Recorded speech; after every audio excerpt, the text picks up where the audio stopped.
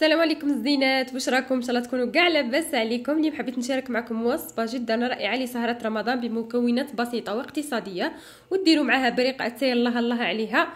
دونك ان شاء الله يعجبكم الفيديو. نروح نبداو في المكونات. تلفت لي الهضره.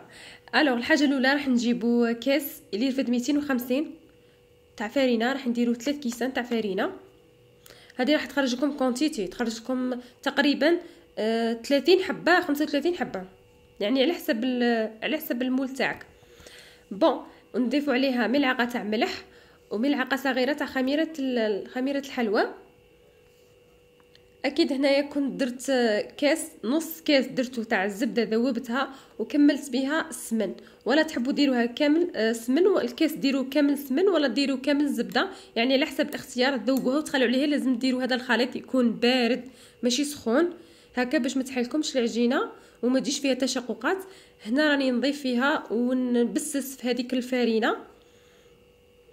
هاي ليكم كي بسستها. هنا واش راح نجيب كاس هذاك اللي كيما قلت لكم يرفد 250، ندير فيه نص تاع ماء والباقيه نكمل لها ماء الزهر عفوا.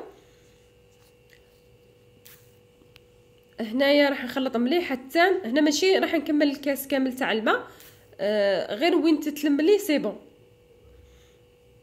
هاي ليكم. وكان قعد لي ملعقتين كبيرتين من هذاك الخليط تاع الماء والماء الازهر، يعني ما كملتليش كامل. هنا البنات راح ندير لافارس الحشو اللي راح نديرو. هنا راح على حسب الاختيار. انا درت غير الكاوكاو سيداتي، وكل وحده واش دير. درت 2 كيسان تاع كاوكاو محمص، وضفت عليها 2 معالق تاع السكر. نتوما تتحكموا في السكر تاعكم. واكيد ضفت عليها ملعقه كبيره تاع الزبده. هنا خلطها مليح مع بعضهم، ومن بعد نبدا نضيف الماء الزهر. هنا الماء الزهر راح نحكموا به غير شويه، يعني غير وين تشوفي هي تحكمت لك لافاخس ديك تمسكت لك شويه في يدك صاي حبسي ما تضيفيش الماء الازهر. انا ضفت قلت لك ضفت 4 معالق كبار تاع ماء الازهر في الخليط هذاك.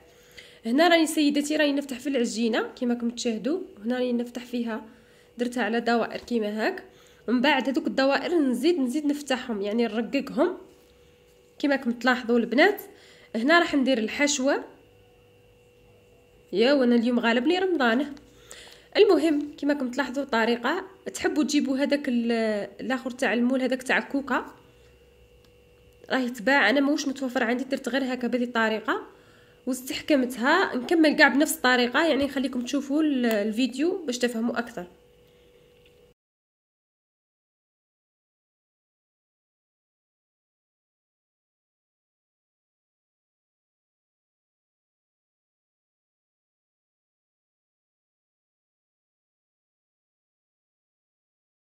هنا البنات بعد ما كملت كاع الحشوه، هنا راني هاي لكم النتيجه نتاعها. شوفوا خرجت لي كونتيتي ما شاء الله، يعني كليت انا ومديت لجارتي. المهم هنا راني نقلي فيهم. شوفوا ما يتحلوا لكمش، غير ما تخافوش البنات. طبعا بعد ما تغلوهم ديراكتومون ديروهم في العسل. انا العسل درت الكونتيتي اللي راني حنحتاجها، ومن بعد ماشي راح تعسلوهم قاعيتين، يعني فهمتوا؟ تعسلوا غير الكونتيتي اللي راح تاكلوها. هذاك العسل ضفتو الماء الازهر وبديت نعسل فيها، وهاي لكم الريزلتا، يعني خرجوا ما شاء الله.